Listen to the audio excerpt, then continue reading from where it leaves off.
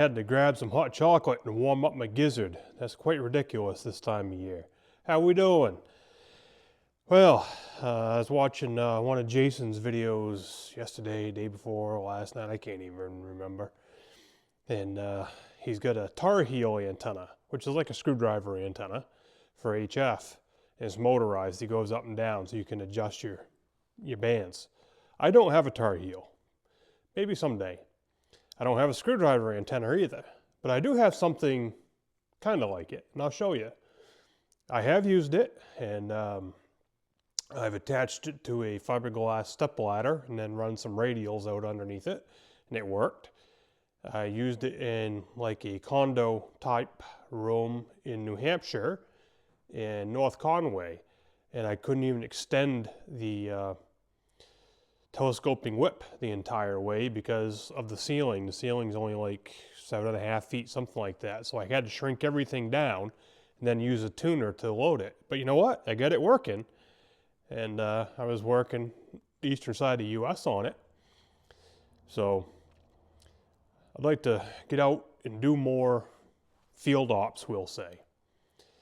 And I'd like to play around with this antenna some more. But I want to have a better mounting system for it. Sure, I could go buy something, but what's the fun in buying it? You know, it's ham. Let's homebrew it. It's part of the fun about being a ham nerd. Making stuff, homemade, home brewing. If you ain't got it, make it. So here's the antenna. This lower coil here is the 75 and 80 meter coil. That does not need to be in there if you're going to run the upper HF, 40 and above. That's what this coil does. But if you want to run the lower HF, you got to have this coil. And I got 2 aluminum rods. It's just a standard 3/8 by 24 thread here. So it's just like the ham sticks, some of your CB antennas and such. 3/8 by 24 is a pretty normal thing. And a stud mount. I could screw this right on the bumper of my truck right now. This is rated for running mobile. You can do that.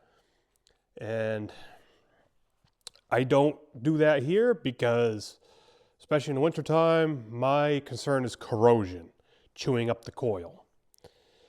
So this coil here, the top one, which it just screws and unscrews like that. It's just like a screwdriver antenna. There's your wire coil inside. Lengthens and shortens. We've got a measuring gauge that you measure it with, and that will get you just about in the right ballpark for your resonant frequency, your resonant length on whatever frequency you want. Here's a telescope and whip. Whip that all out. This thing's pretty lengthy when you get it all stretched out. It's probably, oh, whoops, a bracket. Oh, it's probably about 7 feet tall right there, I'm going to guess. Well, let's see if we can rig up a fairly easy, portable way to mount this thing. Here's what I come up with. So, any idea what that is? It says Gibraltar on it. That is a drummer's throne.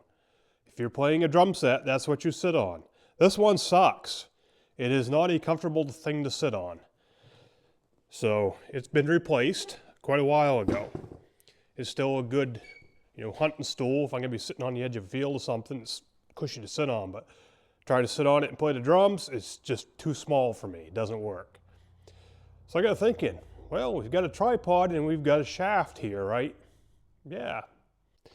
I'm not gonna throw away the cushion because like I said, it's still good for hunting season. I take it over next door and, sit on the edge of the field or whatever. And it's small, compact, lightweight, easy to move. So we're gonna definitely keep it as is. But here's what we got. Can we make an antenna mount to that? I think we can. I think a plan might be starting to come together. Getting there. I think like it's gonna be cranked down real hard. I mean, that's plenty tight right there. It ain't going nowhere. So here's the cool thing. There's the mount. You can fold it up just like that. Ain't that slick, huh? Well, we ain't done yet, because we're going to need to have ground radials, which I've got the radials, but you need to be able to attach them. We don't want to attach them down here because of all this. We want to get hooked right up in here. Here's how I'm rigging her.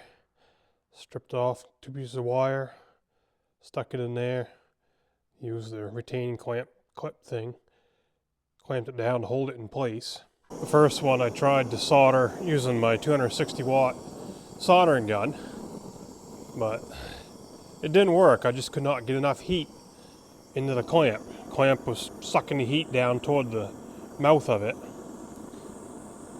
So we'll heat her up this way. This won't take very long. This worked great the first time. Just don't want to cook it. Get some heat transfer in there, get her going. There we go, she's starting.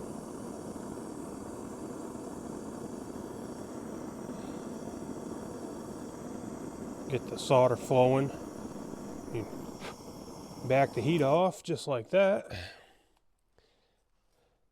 So the reason I'm soldering it is, number one, I want a good, strong physical connection. Number two, I want a good, strong electrical connection. I don't want anything to be able to start wiggling around in there. Suppose I should tell you what the antenna is, right? It's an MP1C super antenna. There you go, there's the label on it. And it says all band HF, VHF antenna. So depending on what coils you get for it, it has a 60 meter coil you can put in it. I think it has a 160, I can't remember for sure. But your coils are what makes your antenna do what it does, and of course then you have your fine tweaking adjustments here. Well, I'm just curious what it looks like on this floor, because this floor has rebar all through it for structural integrity. So that's going to act as a ground plane, right? Even though it's not physically attached to the antenna. I'm just curious. This is the cheater chart. It's plastic. And if we're just running the main coil, the adjustable coil, we'd run on this chart here, which is 10, 12, 17, 15, 17, 20, 30, 40. So it'll give you your bands there, and then it'll give you your frequencies here.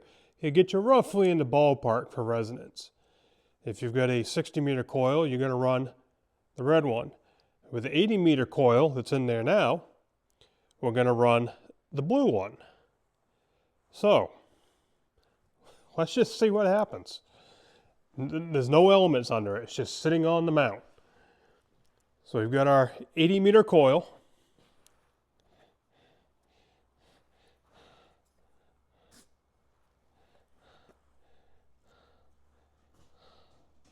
On the bottom, it's been a while since I used this, so I think I'm still doing it right. It says align to the bottom of super slider coil. So that's this one, because this one is not adjustable. So the bottom of the coil would be right there. All right, well, let's wind her up to somewhere right around there. Well, come down just a whisker. So right there, from the bottom of the coil to there, we should be about 3.9 megahertz. Let's see what the analyzer does. So it's HF, it's going to be a little funky anyway, right? I said around 3.9 megahertz according to the gauge, right? With no ground radials, this thing's sitting on the cement floor with crisscross rebar under it. Square, goes this way, then 90 degrees this way. And it's 24 by 36 plus a 12 by 20 off the side. Well, here you have it. Let me bring you in here.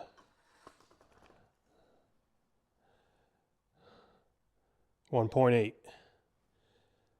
at 3.876. That's what the SWR is, 1.8.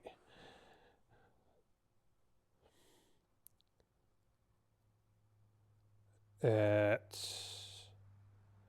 3.85, I got 1.4.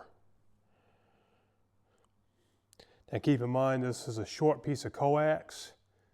This coax is, I don't know, maybe 12, 15 feet long, something like that. It's not 50, not 100. And the coax is going to affect this antenna, and I'll show you that in a second. If you can see that, it says 1.7. It's pretty tight right there. But there it is. Now if I just bumped that. If I pull the coax up off the floor, notice the SWR is going up. You can see the coax going right straight to that mount. See what we're going over there on the end? Now the SWR is like 5.6. When I lay it back on the floor, you can see on the needles too. It drops. So the floor, the coax is being affected by the floor. I expected the rebar to do something. Well, that's interesting. Simply by moving it out here, didn't adjust anything, didn't unhook anything. I just picked it all up, brought it out, set it here. Looked on the analyzer. The SWR went from unreadable down to 4.2. And there's no elements, no radials under it. That's just sitting on the ground. And we're still at 3.65 megahertz. So let's clip on our radials that we made and see what the SWR does. We're going to run a couple off this way, tangled up a little bit, and kind of spread them out. One over this way,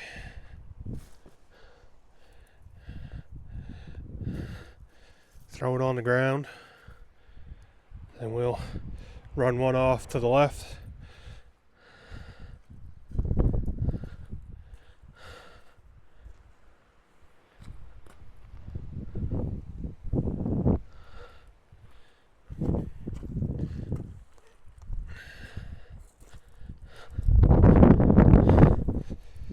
Got two running off that side of the antenna.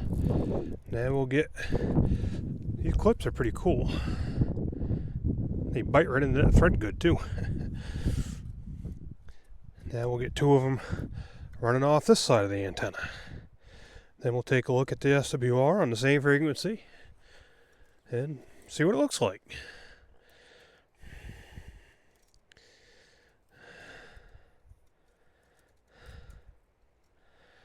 Toss that one over there. Toss this one over here. Something about like so. No adjustments other than putting the radials on. Let's just see. 2.0, 2.1. Fluctuating just a little bit at 3.6. Okay.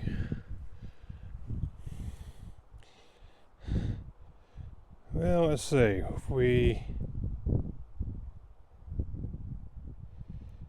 get to 3.63, it's 1.7. She's pretty narrow.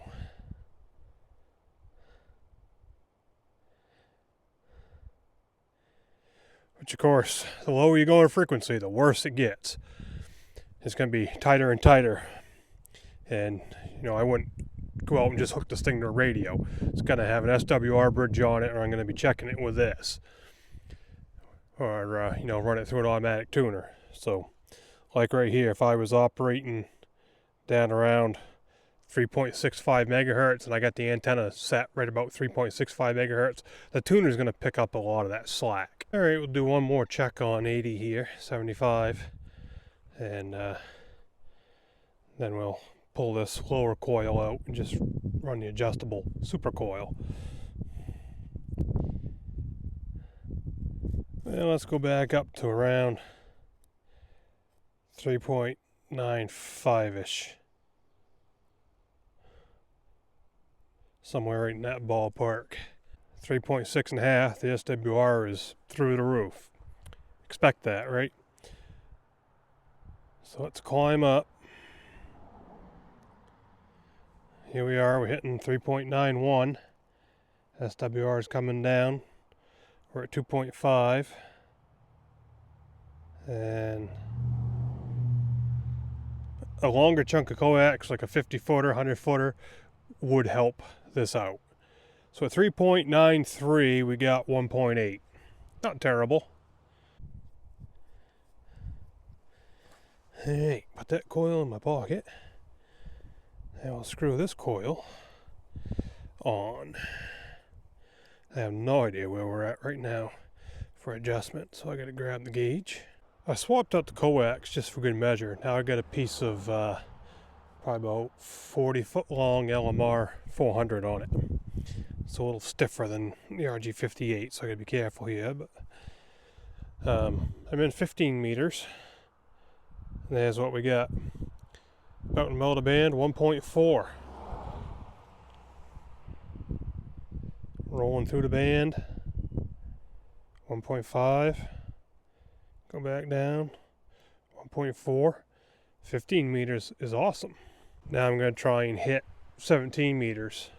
So around 18.15 megs, somewhere in that neck of the woods.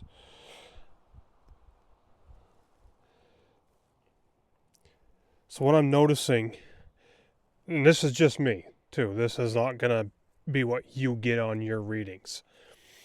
From my gauge right now, it is showing me at 24 megahertz, so 12 meters on resonance, but yet the SWR is very high on that band. I just checked it.